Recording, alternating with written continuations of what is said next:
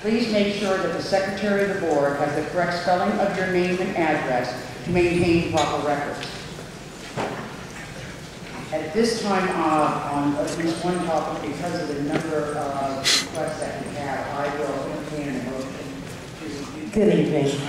Madam President, I bring you greetings from Mary Black, who's president of our board in San Bernardino, to the chancellor and esteemed members of this board. I just want to come to speak on behalf of, to alert you to some work that's been done for my agency in San Bernardino by the labor unions. I am a retired professor, so I am into education, full professor from California State University. I am now professor emeritus, so I've spent my life on education. I operate and founded a community-based organization in San Bernardino. With no money, we're working with high risk, at risk, we're all at risk, youth. But we did not have money to refurbish 6 modular units that were given to us by the county of San Bernardino. For 6 years, those modulars sat there, and they were rotting, they were giving away, and we went to the labor union and we said, we need help. These gentlemen, ladies and gentlemen, came to our aid. They came out and they gave the labor, they brought resources, and I would just like to mention a couple. We needed electrical work done. The electrical unit came, Rick Kerber. The hot carriers and laborers came, Rick Sierra came. Cement masons came, and as you look in those pictures, you'll see the work that they did there. The plumbers and pipe fitters, Brian Smith brought his group up. Southern California laborers, Ron Vianes. Building and Contractor Trades Council, the grandfather, Bill Perez, came out and they helped us. They're still helping us. They're there. You go out there, you'll see pictures, you'll see work that they've done. You'll see these young people who would be in jail, on drugs, that are having all kinds of problems in their lives. We employed them with money, our money, this summer. We had 200 young people working, youth employment. And our high school, we have a charter high school, we have 300 kids in there. We have 100 kids going to college in our Upward Bound program. We have the child care center. So we have numerous programs. Without this help of these people in this auditorium, we would not be where we are. My 2 minutes is up. I didn't know how many to bring, but if you will please just pass those folders, you'll see these young people working, tearing down that building and building. I invite you to come out and see what we're doing and what they're doing at the Pal Center in San Bernardino. Thank you very much for this opportunity.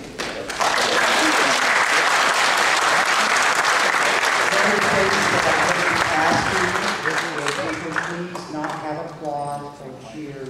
It will extend this evening whether you are in favor of what that speaker has to say or opposed to what that speaker has to say. So I'm going to ask if you would please not have the applause. Thank you. Greg Barber.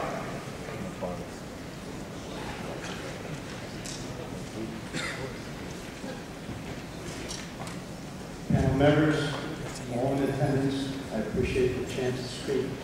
My name is Greg Barlow. I'm a member of Local 636, the Glazers Union. I'm the District Council 36 in Los Angeles.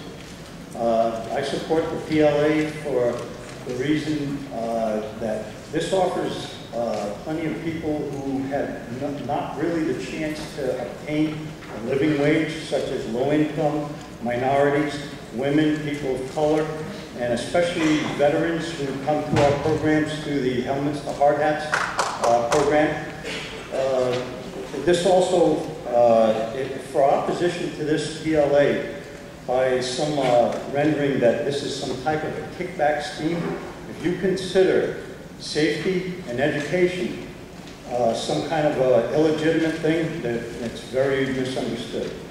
All right, when our gentlemen show up on these jobs with their OSHA cards, their certification for CPR and first aid, rigging, hoisting, these gentlemen are trained. They're not somebody who's just wasting their time sitting at home. They're not jack of all trades. They're specifically trained in their business. They do one thing, they do it right. Thank you very much. Chris Hargrave.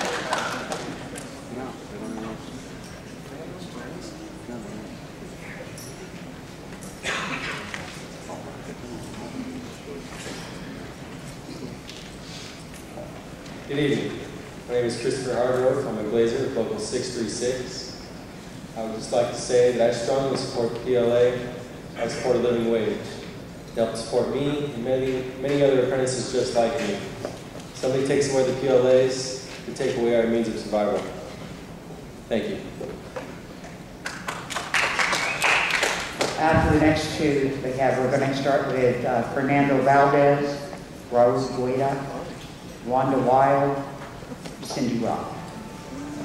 Good evening. My name is Nancy Barlow. I'm with the local Union 66 Blazers. Simply, I'm here. My union treats me very well. They put me through school. Like the gentleman before, my father, Greg Barlow, says that we aren't jack of all trades. We are here. We know what we're doing with our trades, and union workers need to get this job. We need PLAs to pass for apprenticeship, journeyman alike. We need to take care of our families. Simply, I'm here to support the passing of the project labor. Thank you. Thank you. Alex Lopez.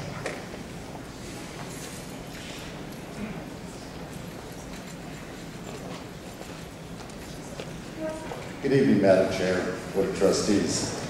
My name is Alex Lopez, and I represent the painters, drywall finishers, glazers, floor covers in Riverside in San Bernardino County. My office, our local, is right here at 1074 East La Cadena in the city of Riverside. Project labor agreements, we went over this at the last board meeting, the benefits, how they are fair to both the union and the non-union. You'll hear tonight that some of the contractors in this room will say it's unfair. They don't get an opportunity to bid on these jobs. Totally untrue.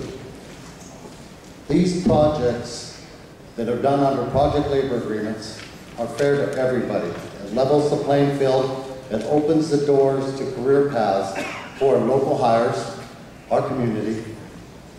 It provides a pathway for those who aren't going to be able to come to college or have no interest in going to college. They have a second opportunity or another avenue to explore in making a career for themselves. Projects that last a month doesn't give you much of an opportunity for a career. Projects that last for several months, sometimes several years, does give you an opportunity. Local hires are the people that live in our community, pay tax in our community, should be able to work in our own community. They shouldn't have to depend on going outside to look for jobs. They shouldn't have to go outside to look for careers, especially the price of gas and everything else today. I mean, it's very difficult to travel. One of the benefits of our apprenticeship program, union apprenticeship programs, is they're jointly managed, meaning labor and management together put these programs, these apprenticeship programs together, and they represent the workers. AGC has an apprenticeship program, but I don't know where their workers get their representation from because it's a management-ran program. So management dictates what these guys are going to do, how they're going to achieve their advancement, and I commend the non-union signatory or non-union contractors that provide benefits and good wages to their people. But 85% of those contractors out there, non-union contractors, don't provide that same opportunity. Okay, so I would entertain to this board to pass this project labor agreement in the benefit of the community, not for the union, not for the non-union, for the community. Thank you. Thank you. Mr. Fernando Valdez.